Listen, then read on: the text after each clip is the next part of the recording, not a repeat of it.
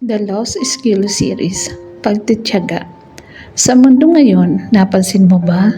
Ang mga tao kapag nakaranas ng konting hirap, gusto na agad sumuko.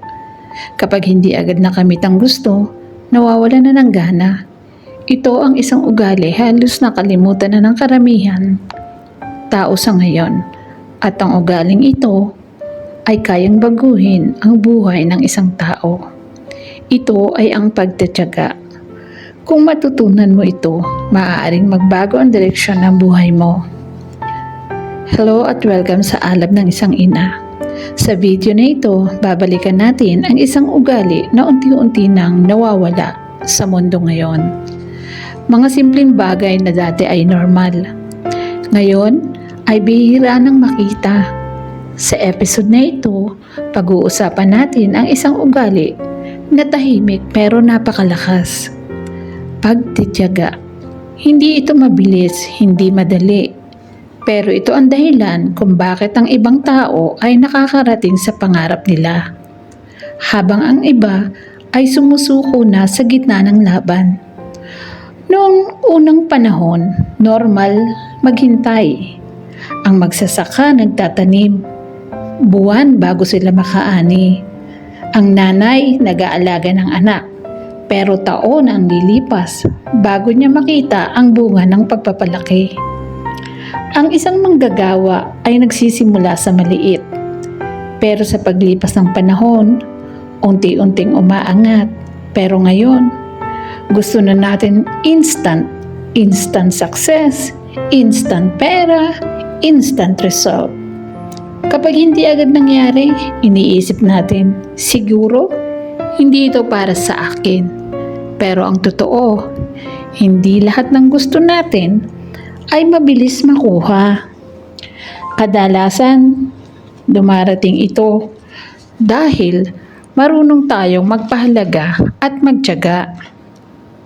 Isipin mo ang isang tao na nag-uumpisa ng maliit na negosyo. Sa unang buwan, kaunti ang bumibili.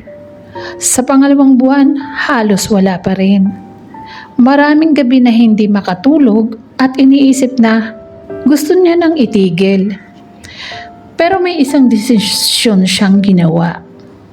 Nagtiyaga.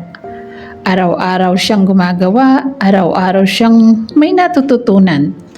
Araw-araw siyang umaasa.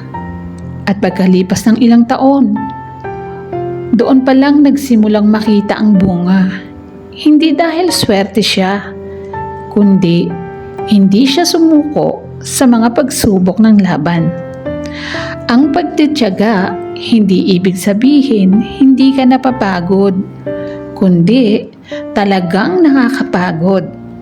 Nadidismaya ka, minsan pa nga umiiyak ka pa. Pero pinili mong magpatuloy kahit mahirap. Ang taong may tiyaga ay yung maraming beses na darapa. Pero, paulit-ulit siyang bumabangon. May magandang paalala ang Bible dito. Huwag tayong magsawang gumawa ng mabuti, sapagkat sa takdang panahon, may mag-aani tayo kung hindi tayo susuko. Ibig sabihin, may bunga ang pagtitiyaga, pero may tamang panahon, hindi agad-agad. Kung pakiramdam mo ngayon ay pagod ka na, parang wala nang nangyayari sa mga ginagawa mo, walang nakakapansin sa effort mo, tandaan mo, hindi ka talunan.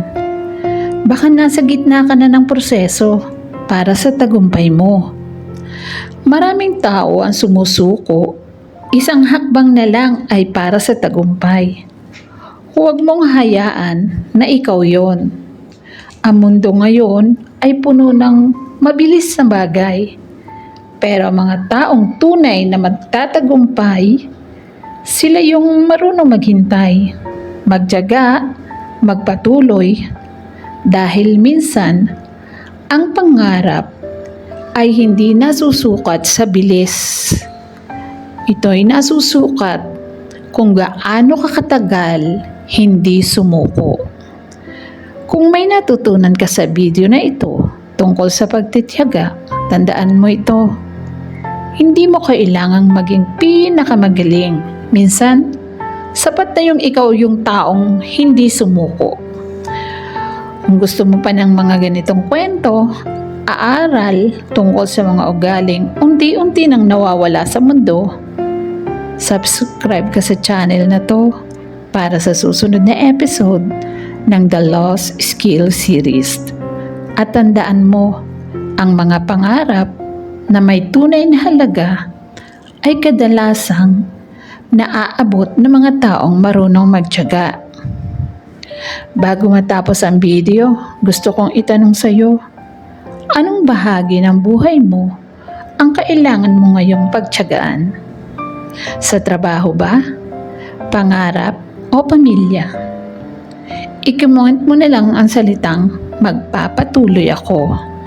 At pakishare na rin, like at click ang notification bell.